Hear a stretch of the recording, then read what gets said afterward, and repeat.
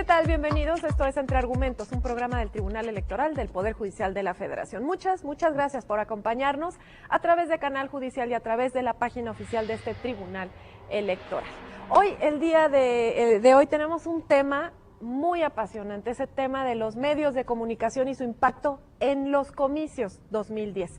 Medios de comunicación que, por supuesto, sabemos están inmersos en todo proceso electoral, que tienen un papel importante, que juegan un papel importante, que se vieron sujetos a reformas electorales importantes a partir de 2007, 2008, y que, bueno, hoy estamos ante un panorama diverso, ante un escenario diferente y que merece la pena, merece el tiempo, la preocupación, la ocupación de estudiarlo detenidamente. ¿Por qué? Porque los medios de comunicación, como el mundo, minuto a minuto cambian, y hoy tenemos fenómenos nuevos, fenómenos importantes, como el universo de Internet y sus diversas denominaciones, y tenemos también fenómenos de publicidad híbrida, que a continuación en este programa vamos a ir conociendo y nos vamos a ir familiarizando con ellos. Por eso el día de hoy invitamos a una mesa que será muy interesante, primero que nada conocer. Le doy la más cordial bienvenida al maestro Enrique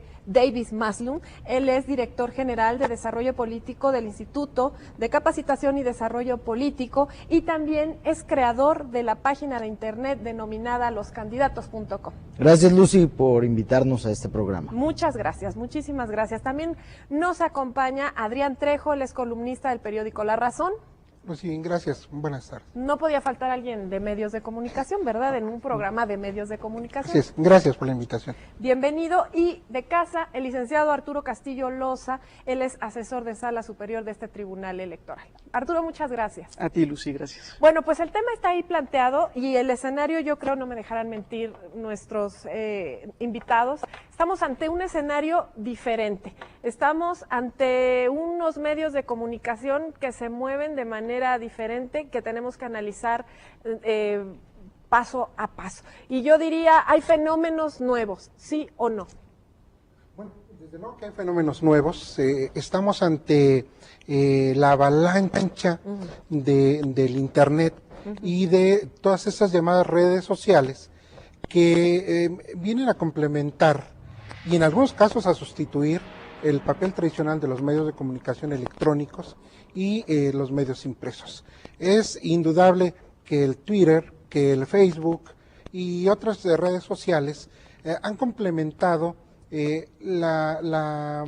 digamos, el papel de los medios de comunicación, aunque la falta de reglamento en la utilización de estas redes sociales, y yo no veo cómo pueda reglamentarse el uso del Internet o de las redes sociales, ha propiciado y seguramente seguirá propiciando en lo sucesivo abusos y en muchos casos desinformación que no ayudan a los procesos electorales que vivimos, ni ayudan al proceso democrático que estábamos tratando de establecer con mayor certeza y certidumbre jurídica en nuestro país. Cierto, estamos ante una nueva camada de medios y estamos también ante un auditorio, ante un público más exigente con los medios tradicionales de comunicación y también más preparados para la utilización de estas llamadas redes sociales. Esto nos obliga, y esto obligará a los partidos políticos, a las propias instituciones encargadas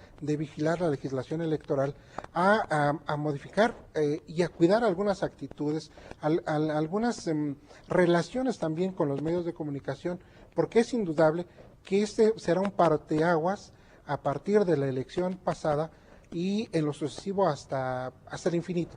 Habrá nuevas posibilidades de comunicación y eso obligará a replantearnos como sociedad también un nuevo esquema de vigilancia y de utilización de estos medios, pero con certidumbre jurídica y con responsabilidad sobre todo. Así es, Adrián Trejo, nos dejas una palabra: infinito, y es que de verdad esto de las redes sociales, esto del Twitter, esto del YouTube, esto de tantas cosas que hay, maestro Enrique Davis, es infinito. Yo creo que uno de los datos importantes aquí es, en México tenemos 31 millones de personas utilizando Internet ahorita. Es un número que va creciendo. Si empezamos a comparar, en el 2000 teníamos en el país 5 millones. ¿No? Entonces, cada vez va aumentando más el número de personas que están usando Internet, las nuevas formas de usar Internet, ¿no? Que viene siendo Facebook, viene siendo Twitter, pero ya es una forma de comunicación. Ya no es como en la televisión que la prendes y nada más estás viendo lo que les estamos diciendo, ¿no? Es interactivo. Viene siendo la interactividad. Y ahí es donde entra el concepto de Web 2.0, ¿no? En otros países, como en Estados Unidos, ya están entrando en Web 3.0, que viene siendo otro tipo de interactividad. En México apenas vamos, digamos, utilizando esto. Los candidatos de los diferentes partidos empiezan a utilizar las redes sociales, la página de internet, pero siguen con la idea de dar información. Todavía no han logrado entender que es una cuestión de interacción. Este segmento de jóvenes entre 18 y 35 años, que conforman aproximadamente el 44% del padrón, que en su mayoría el 80% no se identifica con ningún partido político, pues lo que va a ir buscando es cuáles son las diferentes opciones, porque si hay un porcentaje muy alto que quiere participar, pero no quiere participar de la forma tradicional, ¿no? Estas son las nuevas herramientas para poder comunicarnos con estos segmentos. Nuevas herramientas, Arturo, estamos ante pues lo que será el principio del futuro, porque aquí los dos invitados y yo creo que la gente que nos está escuchando nos están diciendo esto es el principio, apenas estamos ante una nueva era, una nueva camada de medios de información, de comunicación. Estoy totalmente de acuerdo con ellos. Efectivamente, Internet representa posiblemente el fenómeno comunicativo más relevante de los últimos 50 años. Es impresionante lo que logran hacer. Ahora, ¿por qué es relevante en términos de competencia electoral? Creo que me parece importante sentar este punto. Como bien mencionaban, el incremento en usuarios en Internet es enorme, gigantesco. Al día de hoy, como bien comentaba Enrique, hay más o menos 30.6, 31 millones de usuarios de Internet. Solamente de ellos en zonas urbanas, casi el 40% del uso de Internet es para ver noticias. Y cerca del 80% de los usuarios de Internet, en total, se encuentran en la franja de entre los 20 años y los 65, es decir, personas que pueden votar y personas que de alguna manera u otra tienen interés en que pase en la política. Efectivamente, Internet es un fenómeno que se tiene que estudiar, que se tiene que atender, que es urgente hacerlo, porque al día de hoy no existe ni siquiera, ¿cómo decirlo?, una aproximación a ver si es necesario regularla en materia de competencia electoral. Hay muchísima regulación al respecto de delitos, digamos, conductas que la sociedad considera sumamente dañinas, eficacia de tratos comerciales, protección de datos personales, pero respecto de política y respecto de competencia electoral, estamos ahorita en cero. Y creo que es importante comenzar a atenderlo. Es exactamente la razón por la que se hacen este tipo de programas, para ir analizando con expertos cuál es el panorama, cuál es el futuro de fenómenos nuevos y de alguna manera ir planteando el debate. Lo cierto es que después de la reforma 2007-2008, y yo se lo preguntaría a Adrián Trejo, pues radio y televisión quedó de alguna manera, pues, normado, quedó estipulado por dónde iba el camino de los spots, por dónde iba el camino de la propaganda. Sí. ¿Y qué pasa ahora? Bueno, yo creo que hay que hacer una diferencia que es muy importante. Lo que se normó fueron los tiempos oficiales, es decir, así es. Toda la publicidad de los partidos políticos, que los partidos políticos decidían anteriormente cómo aplicarla y en dónde aplicarla. Bueno, ahora ya es una facultad del Instituto Federal Electoral administrar todos esos tiempos para los partidos políticos.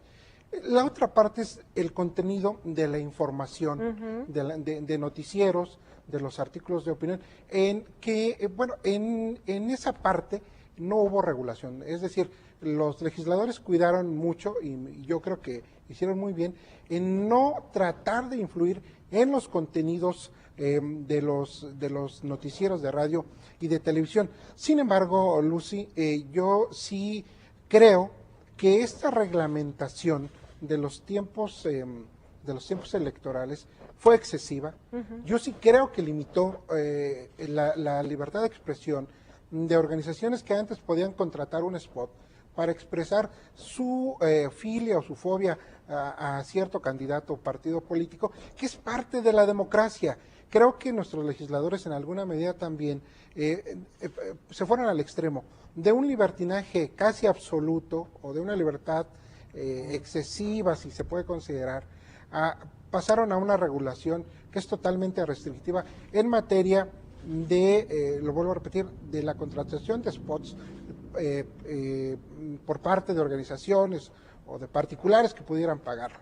En el aspecto de los contenidos de los noticieros, no se metieron, pero sí creo que se generó tal presión social que los noticieros se vieron obligados a destinar parte de su tiempo a candidatos que a lo mejor no tenían mayor trascendencia política y que sin embargo sí hubo, porque es correctamente o políticamente correcto sumarse a la democracia un poco mal entendida, a abrir los espacios a todos los candidatos, lo cual en tiempos de radio y televisión es imposible.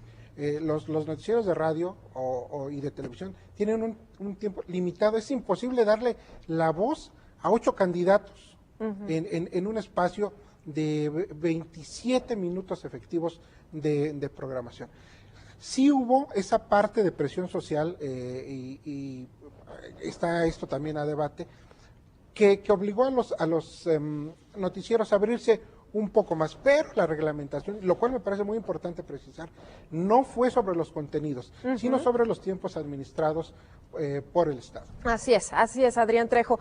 Y bueno, lo que sí podemos ver es que ya no estamos ante un escenario como el del 2006, Arturo, en el que pues había muchos spots, mucha difamación, calumnia, denigración, en fin, tuvimos un fenómeno desgastante ahí en el 2006 y ahora vemos con otra normatividad, otro orden, digamos, los medios de comunicación. El 2000, ¿no? Efectivamente, el 2006 sentó el precedente para la reforma de 2007-2008, que sí, efectivamente, por muchos críticos ha sido calificada como excesiva. Así es. Ahora, hay dos temas interesantes aquí. Bueno, quisiera sentar una premisa. La reforma constitucional en materia de acceso a medios de partidos políticos y de autoridades en general puso sobre la arena del conflicto político a dos grandes titanes del poder, a los partidos políticos contra los medios de comunicación.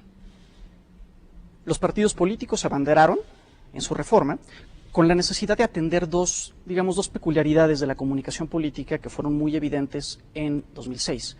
Uno, que todos los partidos políticos pudieran acceder a medios de comunicación de manera equitativa y, digamos, sin que hubiera diferencias en los precios que otorgaban un medio u otro medio para acceder a sus espacios, y por otra parte, evitar que los actores ajenos o que ellos consideraban ajenos a la política efectivamente incidieran en la decisión de los electores. Esto genera un conflicto que hasta la fecha lo estamos viendo y lo vamos a seguir viendo. Claro. ¿Por qué? Por una parte, acceso a medios de comunicación. Los partidos ya no compran spots, no pueden comprar spots. Esto significa que los medios ya no venden esos espacios. Pero no solo esto. Además, los tienen que transmitir en tiempos de desgastado, lo que significa que esos 48 minutos diarios que los partidos políticos o autoridades electorales utilizan para transmitir propaganda electoral o político electoral es tiempo que los medios de comunicación, como bien lo comentabas, ya no pueden comercializar. Esto generó una tensión terrible, una tensión que posiblemente se mantenga en tanto no exista una nueva reforma, ¿no? Si es que alguna vez se presenta una nueva reforma. Por otra parte, el asunto de los contenidos. El asunto de los contenidos en estricto sentido no se reguló, pero, al menos no sobre los medios de comunicación, pero sí tuvo un efecto, por ejemplo, la reforma al 134 constitucional respecto del contenido que debe tener la publicidad gubernamental. Y ahí sí hay un efecto en contenidos muy interesante.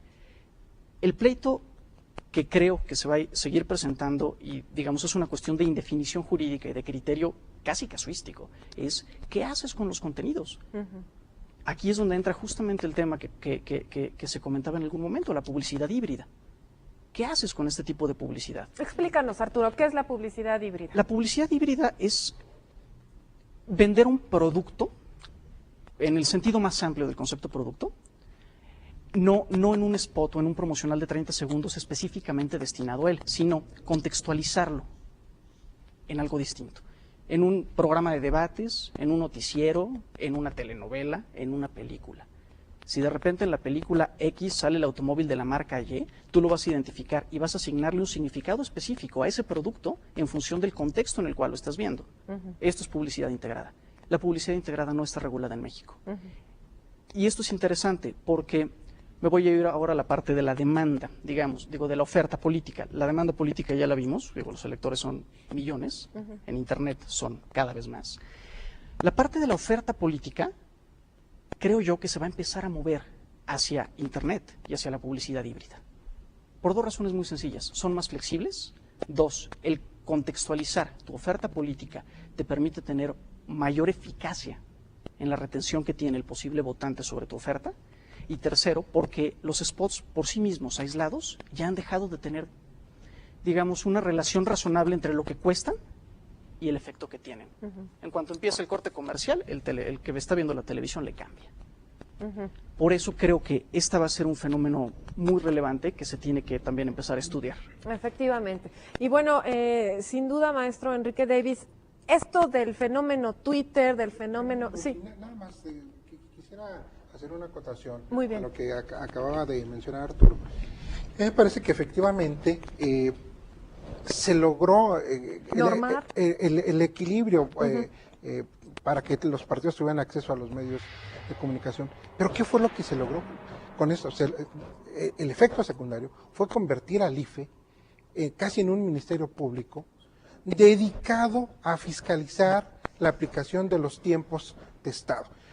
La mayoría de las decisiones que ha tomado el IFE en este año tiene que ver con sanciones a televisoras o estaciones de radio que no han transmitido los spots. Yo pregunto, y le pregunto también al maestro Enrique Davis, si esa era la finalidad de la reforma. Me parece, por eso yo digo que fue en algún momento excesiva, que le cargaron este enorme peso al IFE y que lo ha convertido ahora en blanco de críticas de televisoras, de cadenas de radio, porque se ha dedicado a fiscalizar una especie de ministerio público de los medios de comunicación que no ayuda en mucho a este proceso democrático que vivimos en el país.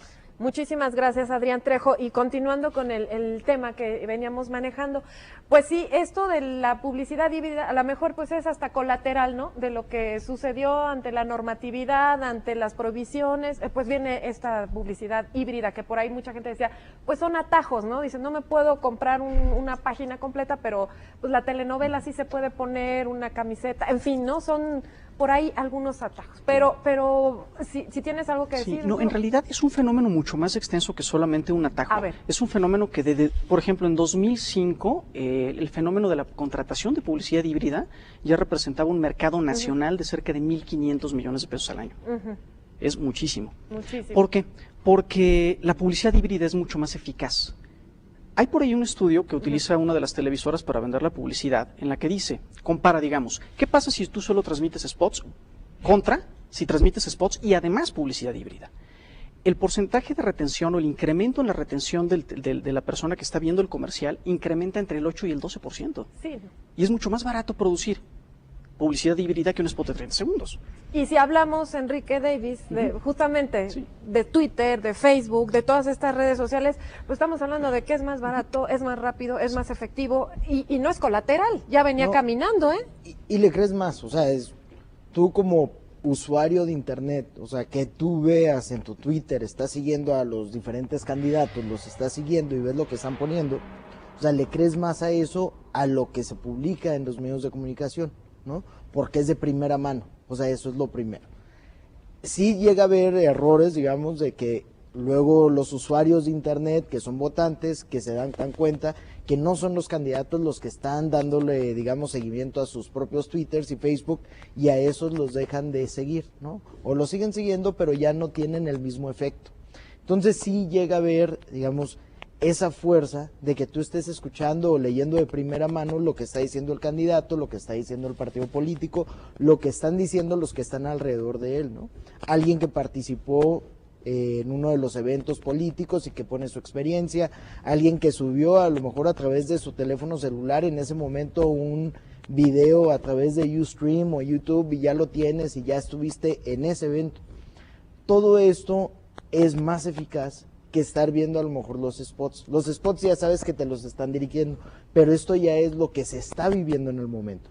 Si a ti te dicen, oye, hubo 5,000 personas, pero alguien tomó una foto y en realidad se ve que hay 200 personas, dices, oye, pues aquí me están choreando, ¿no? O sea, es ir viendo, o si tú tomas una foto en donde ves que son miles y miles de personas, dices, oye, esto llega a ser algo interesante. Llega cada vez más a ser mayor la participación. Lo de Twitter empezó con medios de comunicación, principalmente reporteros, siguiendo a ver qué es lo que está haciendo el candidato, pero los que tienen más, digamos, Twitter, son jóvenes todavía menores, entre 18 y 20 años, que empiezan a sacar nuevos celulares, que a ellos les interesa más el celular. Se compran ya celulares, no el básico, o sea, están buscando que tenga música, que tenga acceso a Java, entonces tienen acceso a todo este tipo de información, ya no es que se conecten a la computadora. En México tenemos 98.5 millones de celulares que se dice en uso, ¿no? Entonces, en este segmento va a ser muy importante, Twitter y Facebook, YouTube, o sea, todo este tipo de cosas. Y comentando un poco del tema que decía Adrián sobre la fiscalización del IFE, yo creo que no solo terminó siendo el IFE. Estoy viendo, por ejemplo, en el caso de Veracruz, que el Instituto Electoral Veracruzano ahí anda por todas las calles y trae equipos viendo a ver cuántas lonas hay de cada candidato, y todos los días están haciendo eso, ¿no? Y si hay una lona, a ver, tiene que estar firmada y el papelito. O sea, dices, para un estado, tener un ejército de personas que anden por todas las calles viendo a ver cuántas lonas hay, ya no solo estamos hablando de los spots de tele y de radio, ¿no? Sino la parte visual. ¿Cuántos millones de pesos se están gastando en eso? ¿Y qué tan eficaz realmente llega a ser? Entonces estamos hablando de dos tipos de campañas, las campañas de aire y las campañas de tierra, que en cierta forma tienen este tipo de consecuencias que yo creo que se tienen que analizar y cambiar. Así es. Tal vez estamos hablando ya de una etapa de transición, ¿no? Porque finalmente se está haciendo política en la red, se está haciendo pues campaña en la red, eso es una realidad, no lo podemos negar. Pero nosotros estamos concluyendo el primer bloque de nuestro programa, los invitamos a una pausa, regresamos, estamos hablando de los medios de comunicación y su impacto en los comicios 2010.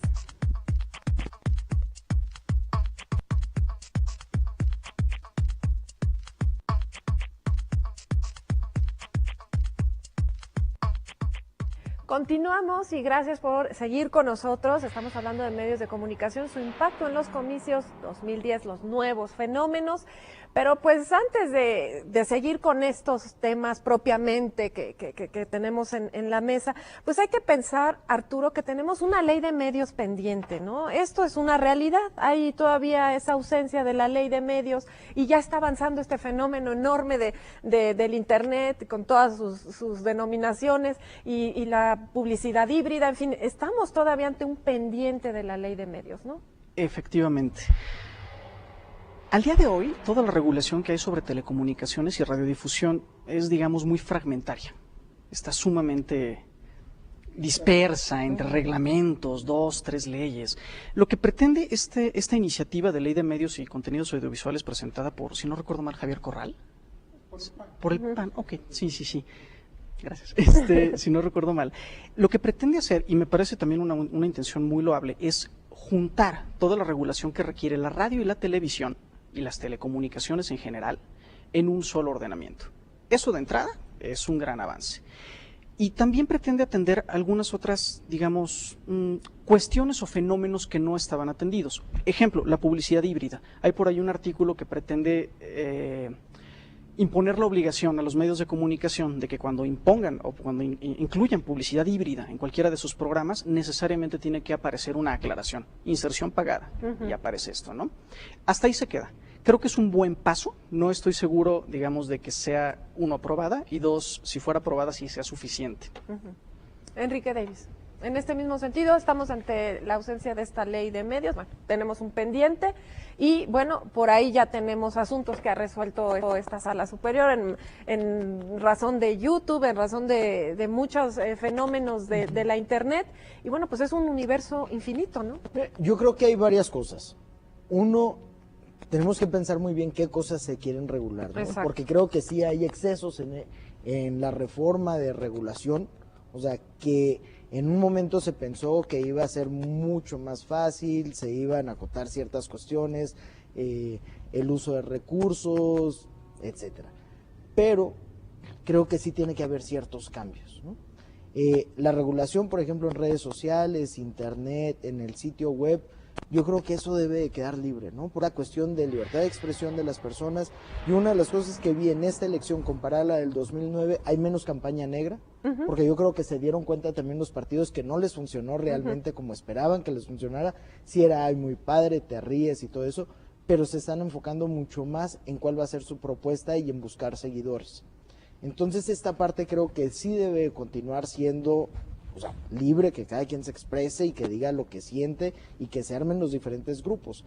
Lo que sí hay que ver es lo de la publicidad híbrida, ya la cuestión más de medios, pero también entrar al tema de medios escritos, periódicos, revistas. De repente te llega un portal de internet, que aquí es donde creo que hay excesos a los candidatos, un portal de internet que tú lo buscas en Alexa y te sale que es el 2.7 millones en el número de usuarios que lo ven en México, y te quiere cobrar 100,000 pesos por una publicidad, ¿no? Entonces también creo que llega a haber muchos excesos también por parte de decir, vamos a usar estas nuevas tecnologías para campañas políticas, pero es una forma también de decir, bueno, ¿por dónde puedo sacar dinero? Ya que no puedo a lo mejor estarle vendiendo mi espacio a un café, a un refresco, porque me los está quitando todos los tiempos electorales. Creo que se tienen que armar foros, tanto con medios de comunicación locales, con candidatos, de cuáles fueron las experiencias, de qué es lo que se vivió, y tratar de llegar a un punto en donde todos salgan ganando, ¿no? Creo que es algo que no se dio. O sea, la reforma se dio, pero más bien fue una imposición de los partidos por las cosas que estaban viviendo, pero también no se fijaron en las consecuencias que iban a tener. Y ahorita los candidatos de todos los partidos están viviendo, o sea, muchas complicaciones por la misma reforma que ellos mismos propusieron, ¿no? Eso es una realidad. Adrián Trejo. Pues mira, yo sí creo que el hecho de que haya disminuido el porcentaje de notas o de spots considerados campaña negra, como decía Enrique Davis, sí tiene que ver con esta reglamentación, pero también tiene que ver con un cambio de percepción de los partidos políticos. Ahora, esta campaña negra no se ha acabado. Quizás desde el centro del país, desde el Distrito Federal en donde nos encontramos, no hemos seguido, bueno, nosotros como medios de comunicación lo tenemos que hacer, pero digamos que en general la gente no ha seguido las campañas negras que hay en Puebla, que hay en Guerrero, que hay en Veracruz, que hay en Oaxaca, donde los medios de comunicación impresos, pues se cargan uno de otro lado, que es muy legítimo, cada quien tendrá sus intereses, y que son verdaderamente acusaciones lanzadas con lanzacohetes, y que siguen existiendo. Yo sí creo también que esto de las campañas negras no tendría que ver tanto con los medios de comunicación, sino con los partidos políticos. Es decir, si los partidos políticos dejaran de hacerse señalamientos como los que se acostumbran a hacer, ahora no lo hemos visto reflejado a nivel nacional. Es decir, esa es una ventaja, podría ser una ventaja de la reforma, que se evitó que a nivel nacional se reprodujera en todo el país una campaña negra. Pero sigue habiendo este tipo de campañas. Respecto a la regulación, yo, mira, por sistema, soy contrario a la regulación de los medios de comunicación.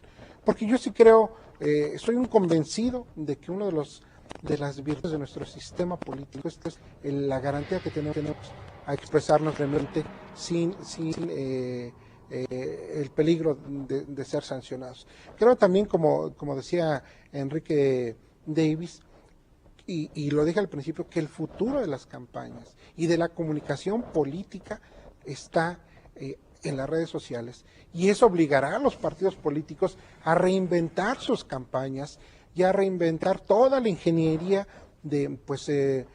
no solo de la campaña, sino hasta de imagen de los candidatos. Es una parte muy importante, y yo sigo insistiendo en que esto es apenas el principio, y quizás en el 2012 veremos en toda su magnitud el surgimiento de esta tecnología como una herramienta indispensable para las campañas políticas. Así es. Bueno, pues aquí entre la respuesta que me dio Enrique Davis y Adrián Trejo, pues se responden dos de mis preguntas, que eran justamente qué sectores deberían participar en esto, estar involucrados en la construcción de la ley de medios, ya lo decías tú, los foros en los que estén los propios medios, los partidos políticos, los mismos integrantes del gobierno, etcétera. ¿Qué temas son prioritarios para analizar en una ley de medios? Pues estamos ante lo mismo, ¿no, Arturo? Creo que ya todos lo hemos comentado, ¿Sí? aunque sí creo que coincido plenamente con lo que dicen Enrique y Adrián. Una de las premisas de las que se debe partir es qué tan necesario es regular y qué tanto se debe regular. ¿Y qué se debe regular? Exacto. ¿Y qué se puede regular? Los temas que hemos puesto todos sobre la mesa y creo que coincidimos efectivamente es que hay ciertos tipos de publicidad en radio y televisión que aún no están ni siquiera puestas, digamos, en el mapa. Internet, bueno, es un fenómeno apabullante, ¿no? Prensa, yo coincido plenamente en que debe ser libertad absoluta, pero creo que partimos al momento de legislar, o sea, partido de la premisa de que el electorado, o que el elector es como incapaz de entender los mensajes. Como menor de edad. Como menor de edad. Sí, exactamente. Me parece que se ha partido de esa premisa, y me parece que esa premisa sería válida sí y solo si la oferta de información política que tuvieras estuviera sumamente acotada y restringida. Pero con la existencia, uno, de las ofertas de televisión restringida, que tiene una cantidad de canales que uno no da crédito, ¿no? Y segundo, con la posibilidad de acceder a Internet, que además es muy barato, la verdad es que no me parece razonable que se parta de la premisa de que el elector es un menor de edad. Creo que sí se tendría que poner sobre la mesa este tema. ¿Qué tanto se debe regular Internet? No lo sé.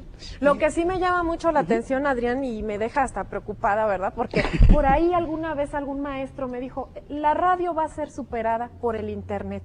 Y yo dije, ay, maestro, por favor, ahora de verdad que veo la situación, y digo, no sé si la radio y la televisión también ahora se incluyan en el mismo paquete, pero yo le preguntaría a Enrique Davis en este momento que tú estás manejando este tema tan de hoy de las redes sociales, la página esta denominada loscandidatos.com, cuando estamos inmersos en todo esto, ¿crees que, como dijo Adrián, el futuro de las campañas va a ser a través de esos medios? Va a ser parte de. O sea, yo creo que eso es una de las cosas que tenemos que entender, que la parte de Internet, redes sociales, van a ser parte de las campañas políticas, ¿no? No van a sustituir ni a la televisión, ni a la radio, ni la campaña de tierra. O sea, va a ser ya un complemento, lo vas a tener que hacer. Es como un rompecabezas que va a tener sus diferentes piezas. ¿Qué es lo que va a suceder? Que vas a poder segmentar más, ¿no? La ventaja aquí en Internet es que cuando tú tienes tus bases de datos bien hechas, tu partido político, y vas a mandar tus mensajes, ya sea a través de celular o a través de correo electrónico o algo, tú vas a poder mandar un mensaje a mujeres entre 18 o 20 años. ¿Quieres un mensaje a mujeres, madres solteras? Un mensaje a jóvenes que están estudiando, a jóvenes que están desempleados. Eso te va a permitir el uso de nuevas tecnologías, eso es lo que vas a poder hacer, ¿no? En televisión más bien es casi abierto y tú dices, bueno, ¿quiénes están viendo cierto programa a tal hora? Pero aquí como ya están asignados los tiempos, no puedes hacer ese tipo de cosas.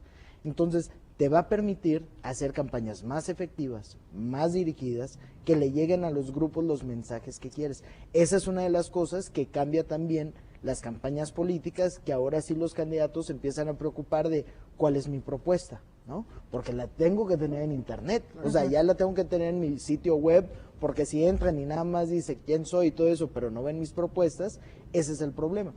Esa fue la intención cuando empezamos loscandidatos.com en el 2000, que cuando empezamos, o sea, ni nos pelaban casi, o sea, decían, ¿qué es eso? O sea, me acuerdo de los candidatos a la presidencia, que para ellos era algo... Tú llegaste y sí, te no, dijeron, y empezamos con eso.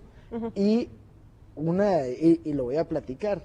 López Obrador era candidato a jefe de gobierno y nos dijo, nada, están locos, ¿no? O sea, así como, no en esas palabras, pero sí fue su actitud sobre Internet no era importante. Ahora López Obrador está tuiteando, ¿no? O sea, ¿por qué? Porque se dan cuenta que lo tienen que hacer. Le están llegando a otros segmentos de la población. ¿Qué va a suceder? Que las campañas locales van a tener más tiempo en Internet por la cuestión de los medios, qué televisora, qué radio, los jóvenes en dónde están viendo qué es lo que está pasando. Y yo creo que hay que ver algo, lo que sucedió en Colombia, ¿no? Colombia, con todas las restricciones que tiene, tú vas, no te das cuenta en realidad que estás en una campaña política, porque la campaña ya viene siendo a través más bien de Internet, televisión y radio, ¿no? Espectaculares, muy limitados. El problema es que si tú no armas una campaña en donde todos tus seguidores de internet, redes, Facebook, Twitter, los movilices para que vayan a votar por ti, pues se queden muy buenas intenciones, claro, ¿no? Que es lo que le pasó a Mocus en la primera vuelta. Bueno, pues muy interesante. Habrá que pensar también, Arturo Castillo, que para muchas personas decían, no, esto de Twitter y todo esto es para chavitos, ¿no? Es Sí. para gente joven, son redes sociales, y ahora está cobrando una importancia que el Tribunal Electoral mismo, o sea, está preocupado haciendo este tipo de foros, haciendo este tipo de programas, justamente por la importancia de las redes sociales. Efectivamente, yo creo que hay dos fenómenos relevantes o que se deben analizar en este caso. Uno es por qué las personas, digamos, mayores todavía son bastante renuentes a entrar a este tipo de foros electrónicos. Yo creo que cada vez se van flexibilizando un poco más. Primera instancia es miedo, porque no saben cómo manejarlos. Segundo, creo que tienen incentivos a entrar, porque empiezan a ver que los chavitos con los que están empiezan a tener mucho más información y mucho más puntos de referencia que ellos, ¿no? Sí. para tomar decisiones. Y eso es fundamental en política, fundamental. Y por otra parte, el tribunal en realidad ha hecho pocos pronunciamientos al respecto de cómo se debe manejar la publicidad en Internet. Y fundamentalmente ha sido pronunciamientos relativos a propaganda gubernamental. Exactamente. En lo que hemos señalado, bueno, sí, pues cualquier funcionario, cualquier entidad gubernamental puede hacer publicidad en Internet, siempre y cuando no sea de carácter institucional, informativa, que no pretenda promover a un candidato o a un precandidato, y hasta ahí se ha quedado. Me parece que esto también de alguna manera pone sobre la mesa el hecho de que hoy por hoy los partidos políticos y en general los actores políticos no están 100% sensibilizados respecto de qué efectos tiene Internet y qué alcances tiene Internet. Así es. Y vemos que hay candidatos que ya tienen Twitter, ¿no? Y que tienen sus seguidores, y es más, hay competencia para saber quién tiene más seguidores que otros. Sí, y vamos a corte, o sea, lo dejamos pendiente así, lo dejamos en que es un riesgo. Para uno será una cosa muy favorable y será muy padre saber cuántos seguidores, porque aparte es en tiempo real, Enrique Davis, Sí, claro. es una cosa que es impresionante, de verdad. Y por otro lado, tú dices que tiene sus riesgos. Sí, ¿Qué te parece si los analizamos en el próximo bloque? Y también le decimos a quien no sepa exactamente qué es Twitter, porque finalmente todos sabemos, ¿no? Lo que sirve y para qué sirve, pero por ahí podíamos también examinar esta posibilidad. Nos vamos a la pausa, regresamos.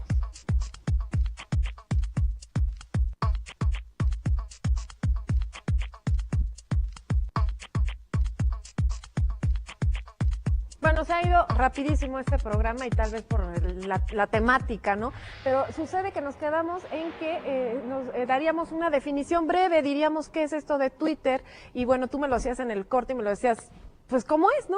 Sí. Bueno, surge de Twitter, viene de tweet, ¿no? De un pajarito cuando hace tweet, que es un mensaje corto, 140 caracteres, lo mandas en tiempo real y subes lo que estás pensando, ¿no? Y ahora ya tienes la posibilidad de que pones también un URL de alguna página, alguna noticia, lo hace más corto para que no te quite esos caracteres, entonces tú pones algo y ya le pones seguidores. Tú puedes mencionar algo a una persona, por ejemplo, yo puedo escribir algo y poner @ y el tweet de Adrián, y entonces de esa forma ya también él puede ver lo que yo puse de él, y es una forma de comunicación constante. Lo que comentábamos ayer que tembló en Baja California, bueno, que por la fecha no va a quedar igual, claro, ¿no? pero digamos un evento de un esa evento, naturaleza. Yo me enteré por Twitter en el momento, porque mis amigos pusieron, los que estaban en Tijuana y los que estaban en Mexicali, está temblando. Entré a los diferentes portales, revisé, no salió nada. Como a los 20, 30 minutos del temblor ya estaba en los portales, ¿no? Pero esa es una ventaja, que te enteras de cosas en el momento de qué es lo que está sucediendo. En tiempo real, inclusive ganándole a radio y ganándole a Sí. televisión, absolutamente. Así es. Y en la pausa ustedes ya estaban tuiteando, Sí. ¿no? Sí, Lo tuve bueno, que sacar, ¿no? recibiendo alguna información, pero yo decía que era un riesgo también, pero un riesgo en favor de la sociedad. A ver. Sin decir nombres, hace pocas semanas, dos políticos muy famosos de nuestro país, de diferentes partidos, crearon su cuenta, uno en Facebook y otro en Twitter. Le llegó tal cantidad de reclamos por promesas incumplidas, por las decisiones que tomaron siendo diputados o senadores, por las decisiones que tomaron siendo gobernadores. Bueno, en un día uno recibió 5,000 mensajes, la mayoría de ellos de reclamos. Yo puedo decir que el 90% de reclamos y cargar... Y es que se vale de todo, ¿verdad? No hay filtro. No hay, exactamente. Por eso yo decía, es un riesgo para el político que se quiera hacer el gracioso. O el moderno, ¿no? O el moderno y que tenga por lo menos una actuación cuestionable. Será un riesgo que se conozca su cuenta de Twitter o de Facebook. Y nada más para concluir la idea, hace semanas cuando asesinan a un joven mexicano en Ciudad Juárez, un miembro de la Border Patrol, hubo mucha indignación en la sociedad mexicana, que fue canalizada a través del Twitter. A alguien se le ocurrió poner en una página de internet la dirección de Twitter de ¿Como catarsis, dices? De la Border Patrol. Puso la dirección y dijo, despáchense. Bueno, cuando yo empecé a revisar los tweets que había en esa página, bueno, yo no hubiera querido ser en ese momento miembro de la Border Patrol. Es decir, tiene un uso casi o utilidades casi infinitas. Y efectivamente puede ser hasta catártico en muchos casos. Yo pongo como ejemplo este asunto de la Border Patrol, y como eso puede haber 100 o 1000 que no conocemos. Y yo sigo insistiendo en la importancia que tendrán estas redes sociales en nuestro futuro como sociedad. Así es. Arturo Castillo, pues los candidatos tienen Twitter, ¿no? Los candidatos tienen Twitter, efectivamente.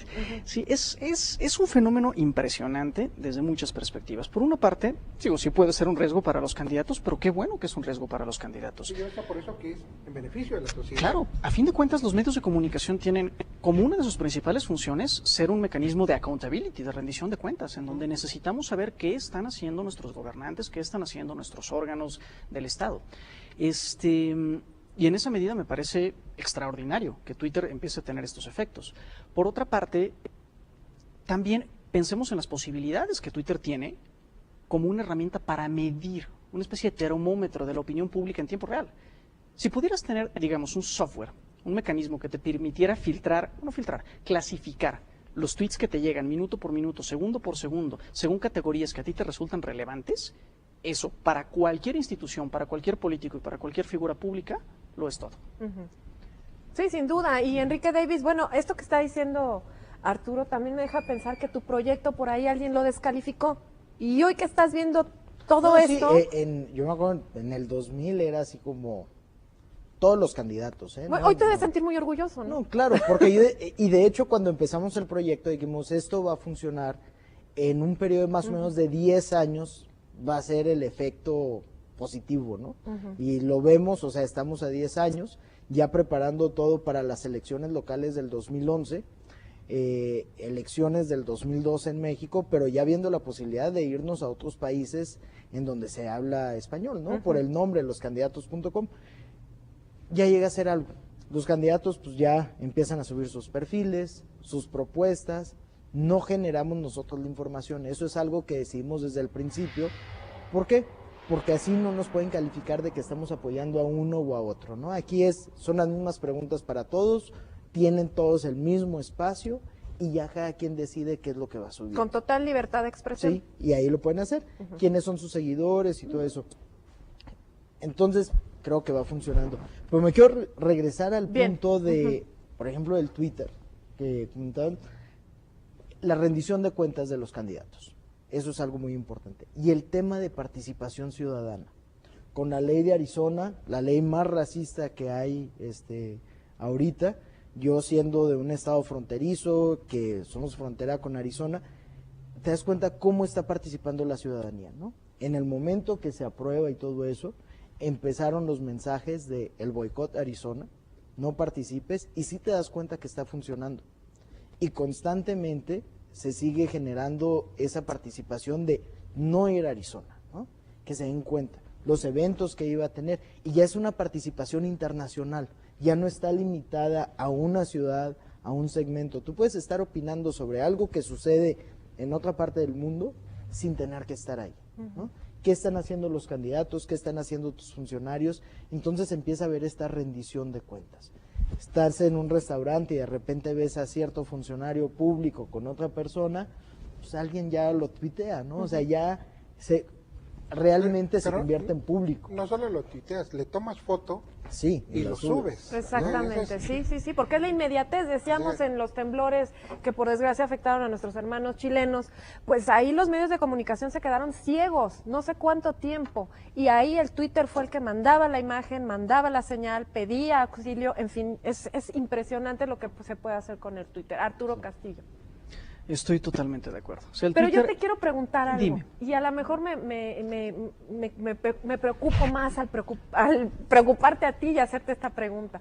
Los medios de comunicación tienen 3 días de veda, ¿no? O sea, antes del día de la jornada electoral. Aquí no va a haber eso, aquí va a seguir caminando, no puedes detener ese universo, ¿no? Hoy por hoy, con la regulación que tenemos, no lo puedes detener. Hoy por hoy no. Pero además, déjame decirte, Lucy, que es una verdadera, es un absurdo. ¿Tratar de hacerlo? No, es un absurdo que haya una veda de 3 días antes de la elección.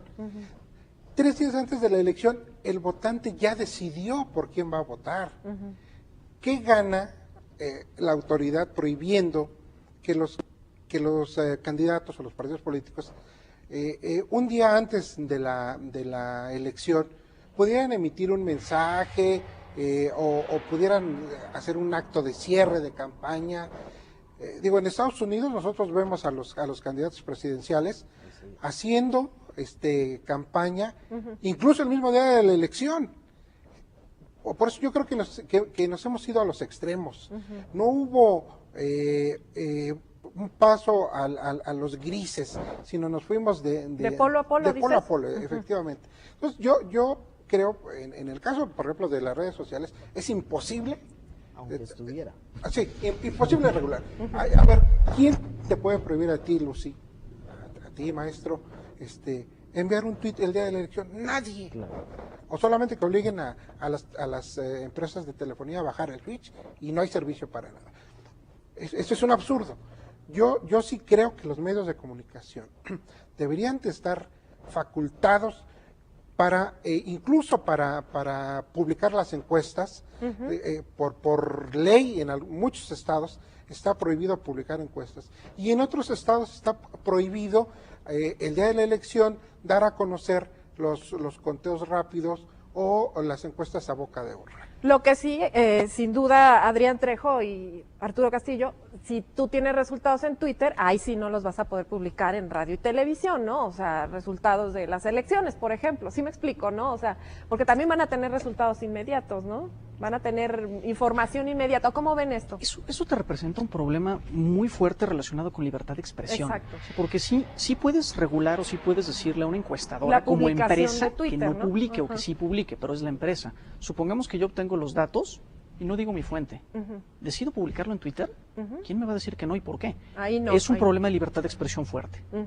Enrique Davis. No, yo creo que sería muy difícil, ¿no? Claro. O sea, ponle que hubiera 10 millones mandando mensajes ese día de personas, de qué opinan, ve a votar, vota por ¿Qué va a hacer el gobierno? ¿Qué van a hacer las instituciones para regular a esos 10 millones de decirles, oye, no puedes mandar mensajes? No, ahí tiene que... Sería un absurdo. Y yo creo que también el tema de la veda de los 3 días, sí creo que no debería de existir. Creo que se debe de poner más bien como en otros países que te dicen a 100 metros de donde está la casilla electoral no puede haber nada de publicidad. Y ya, ¿no? O sea, ese tipo de cosas. A lo mejor encuestas, eso a lo mejor... Hay ciertas cosas que a lo mejor sí debes de regular para no decir... En el caso, por ejemplo, de Estados Unidos, que empieza la elección a 1 hora en Nueva York, de aquí a que la elección termina en California por el cambio de horario, sí llega a haber complicaciones. Entonces yo creo que el tema de encuestas de salida y eso sí se debe regular por la cuestión de que a lo mejor las personas dicen, no, ya para qué voy y voto, ¿no? O sea, ya se... Pero en ese sentido, no en otro de decir, no de esta opinión, no le pidas a la gente que vote. Y yo creo que los mismos funcionarios, los mismos candidatos, los diputados que van a estar legislando sobre esto, deben de entender que más bien deben de aprender cómo usar estas herramientas a su favor, ¿no? Y aquí es algo que todos tienen acceso, no importa si eres un partido grande o un partido pequeño, porque es algo que está al alcance de todos. Es más bien una cuestión de creatividad y de sentarte y poner un equipo que realmente arme una buena estrategia. Claro, porque también en Twitter se puede subir cosas que no son ciertas, ¿no? Claro. O sea, eso es una realidad. Exactamente. Que ese es un riesgo. En Twitter y en cualquier lado, ¿eh? Bueno, pero sobre todo, dada su carácter instantáneo en el Twitter, sí es, y a veces anónimo, yo sí creo que es, porque tú puedes crear una dirección, cualquiera, y la registras y no hay manera de que te localicen. Yo ahí sí veo un riesgo. Yo te puedo decir, por ejemplo, que en el caso de un secuestro muy famoso ocurrido hace unas semanas, en el Twitter, el líder de un partido lo dio por muerto. Fue gravísimo. O sea, yo quiero pensar en el impacto que tuvo la familia. O sea, ya olvidemos del resto de la sociedad, de la familia recibir esa información que ellos ni siquiera tenían en ese momento. Yo sí veo también ahí ese riesgo, pero no veo la manera de regularlo, y si alguien se atrevía a regularlo, yo me opondría. Tal vez la idea sería entonces que coexistiera, ¿no?, con los otros medios de comunicación tradicionales, que coexistiera, ¿o no, Enrique Davis, Arturo Castillo? Bueno, la coexistencia es inevitable, o sea, coexisten, ese es un hecho, ¿no? La pregunta es si es factible o no es factible y si es deseable regularlos y hasta dónde. O sea, los medios de comunicación electrónicos, en particular en Internet, lo que hay, tienen ya ahorita una eficacia muy notoria. Y existen, no los puedes quitar, no los puedes quitar. Si quisiera suprimir la transmisión de información a través de Internet, literalmente tendría que decirle a todos los proveedores de servicios de telecomunicaciones, maestros, 3 días, bájenle el switch. Eso implica pérdidas millonarias, claro, por no decir a todos los que se afectan. Paralizas el país. Además, efectivamente. Porque está todo relacionado con estos medios, ¿no? No nada más es el terreno electoral. Es comercio, es... Paralizas el país. Todo, sí. Es imposible, vamos, no habría en el momento en el que estamos aquí sentados la posibilidad de que se regulase o de que alguien pensara en regular este tipo de servicio de información inmediata. Bueno, Enrique Davis, estamos a punto de concluir. Finalmente, unas palabras alrededor de esto. Mira, política en la red. Yo creo que el tema aquí es ir viendo también cómo se hace más accesible, ¿no? El uso de Internet, el uso de redes sociales, ya no pensar nada más en las manchas urbanas del país, sino ver realmente cómo empezamos a cerrar esta brecha digital entre municipios aislados o ejidos que tengan este tipo de comunicación. Yo creo que los celulares van a ayudar en esto, pero sí tenemos que buscar, o los funcionarios más bien tienen que buscar, cómo se va cerrando esta brecha, porque esta va a ser la forma en que se va a estar en comunicación, va a ser la forma en los que los candidatos en un futuro van a estar presentando sus ideas, sus propuestas, y más bien es entender que ya sus páginas la van a subir, y ya no va a ser como antes de que la subes, están 2 meses, la quitas y ya hasta la siguiente elección, ¿no? Ahora tienes tu página como candidato, como funcionario, otra vez como candidato, ya como persona, a lo mejor si no estás en ningún puesto, pero ya tu sitio web, tus redes sociales están ahí para quedarse. Y es entender eso y ver cómo vas a estar conviviendo con todos los sectores de la población y cómo vas a ir generando estas nuevas ideas. Y sí creo que es muy importante el tema de los foros, para ver cuáles son los cambios que se tienen que hacer en la reforma electoral, la reforma en medios relacionado con esto. Creo que sí tiene que haber algunos cambios, cosas que se presentaron creo que no están funcionando, hubo muchas cosas que sí, pero sí tiene que haber ciertos ajustes. Gracias por la invitación. No, hombre, gracias a usted. A Adrián y Arturo por... Gracias a ustedes. Para nosotros es un placer de verdad que vengan aquí a Entre Argumentos, porque realmente pues forman la parte central, medular de nuestros programas, claro, además de nuestro público a través de Canal Judicial. Yo les agradezco al maestro Enrique Davis Maslum, al licenciado Arturo Castillo Loza y Adrián Trejo. Muchas gracias por estar con nosotros. Pues, los dejo que sigan tuiteando a gusto y nosotros nos vamos, sigan con nosotros en Canal Judicial. Hasta la próxima.